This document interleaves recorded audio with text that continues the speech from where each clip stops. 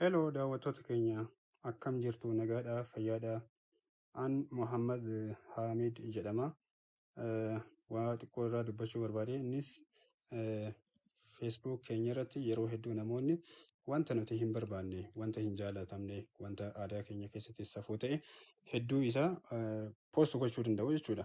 Kanaafuu kan amma dubbachuuf deemu wanti kun akka post hin taane karaa kamiin ilaaluu dandeenya isa jedhudha. Karaa kamiin dhorginaa jechuudha salphumatti. Yaa hedduun keenya Facebookii fi appilikeeshinii garaagaraatti fayyadamna. Sun akkuma jiru ta'e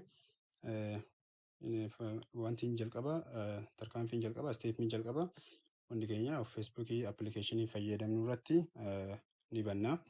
Yaa jalqaba loogd waan ta'ee jiruuf kallattii maseene yoo affiliate kan fayyadamtan yookiin viidiyoo appilikeeshinii biraas kan fayyadamtan taate ishii gubbaadhaa tana tuqna jechuudha. Isatti aansuudhaan gadiitti dhufnee seetingisii jedhu kanarratti tuqaasna jechuudha yookiin isa kilik jechuudha. San booddee gad deemna jechuudha.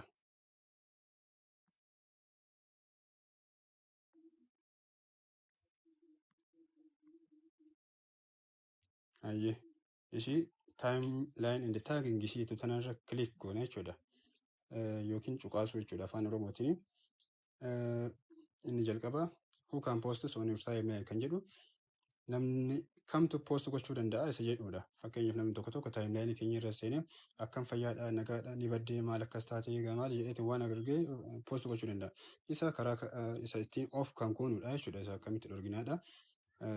By default kan jiru hundi isaatu friends kan jedhu jira keessanirraa seentanii ilaaluu ni dandeessu. Kanaafuu only me kan jettu irra kilik goona jechuudha.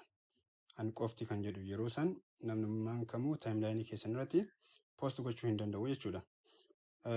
Inti biraa immoo review posts you are tagging kan jedhu eenyutu namni kamtu timeline keessan post irratti tag gochuu danda'aadha. Timeline keessatti inni tag kamtu gochuu fi gochuu hin dandeenye isa jedhu irratti san hayyama keenyaan akka ta'u gochuuf jechuudha.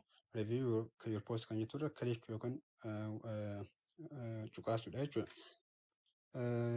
Defaultidhaan kan jiru off irra jira jechuudha. Yeroo san kam goona on goona jechuudha. Yeroo san active ta'ee jira.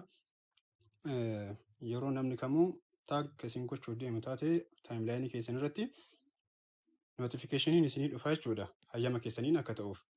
Iddoo kanatti notification bakka turratti akalee is abaluun timeline keessatti share gochuu barbaada jedha. Yoo kan hayyamtan taate isuma bakkuma jalqaba review kan jedhu settingii keessa inni timeline isii kan jettu irratti dhufne review post yoo kan barbaadnu taate on goona yookaan immoo off goona jechuudha.